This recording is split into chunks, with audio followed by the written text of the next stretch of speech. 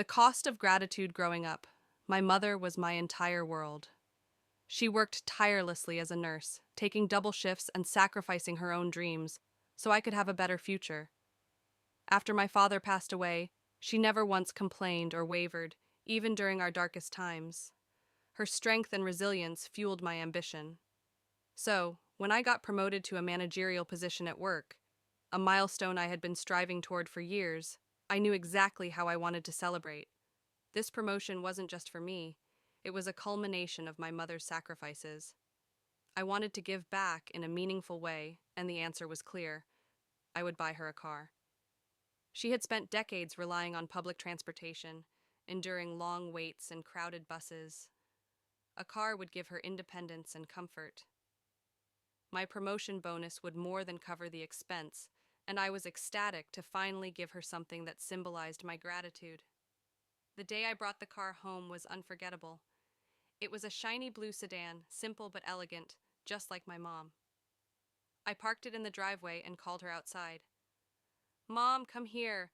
I have something for you," I said, barely able to contain my excitement.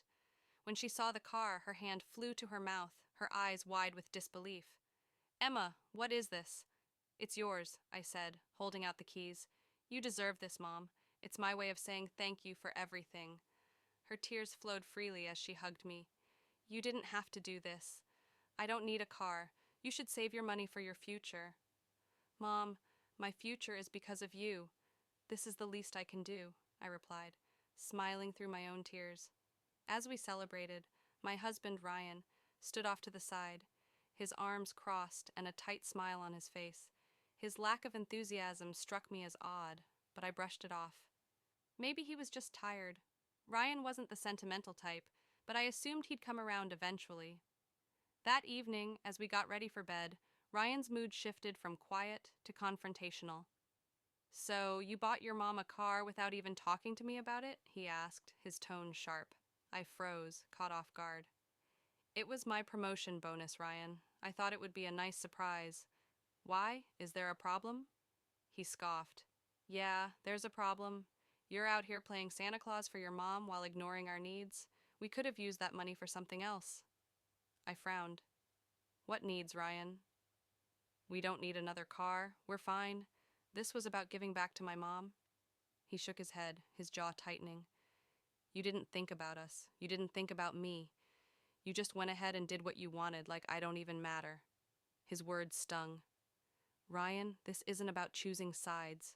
It's about gratitude. My mom sacrificed everything for me. I wanted to give her something meaningful." The argument escalated quickly. He accused me of always putting my family above him, and I accused him of being selfish and unsupportive. That night, we went to bed in silence, the air between us heavy with tension. The next few days were strained. Ryan became distant, his resentment palpable. I tried to bridge the gap, suggesting we go out for dinner or plan a weekend getaway, but he brushed off every attempt. Then, one afternoon, as I was wrapping up a meeting at work, my phone buzzed with a call from our neighbor. "Emma, you need to get home. There's a fire in your driveway." My blood ran cold. "What? A fire?" "Yes, the car's on fire. The fire department is here, but you should come quickly." I grabbed my things and rushed home, my heart pounding. As I turned onto our street, my worst fears were realized. The car, the beautiful blue sedan I had bought for my mom, was engulfed in flames. Thick black smoke billowed into the sky as firefighters worked to extinguish the blaze. My mother stood on the porch, trembling, tears streaming down her face. "What happened?" I asked, running to her. "I don't know," she stammered. I heard a loud noise, and when I looked outside, the car was on fire. I wrapped my arms around her, trying to soothe her while my mind raced. Who would do such a thing? And why? That night, as Ryan returned home, his demeanor was unusually calm. Too calm. "Do you know anything about the car fire?" I asked, watching him closely. He smirked, his eyes dark. "Maybe you should have thought about the consequences before ignoring me." My stomach dropped. "What are you saying, Ryan? Did you do this?" He shrugged. You refused to give me the keys. You chose your mom over me, so yeah, I made a point. His words hit me like a sledgehammer. I stared at him, struggling to process the enormity of his actions.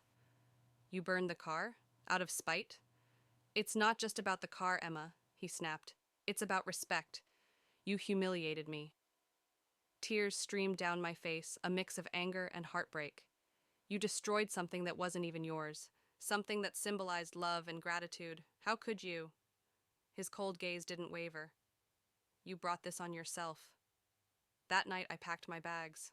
I couldn't stay with a man who was capable of such cruelty. Ryan begged me to reconsider, his apologies hollow and insincere. But I had made up my mind. I moved in with my mom, who welcomed me with open arms. We'll get through this together, she said, her voice steady despite her own heartbreak. In the months that followed, I focused on healing and rebuilding.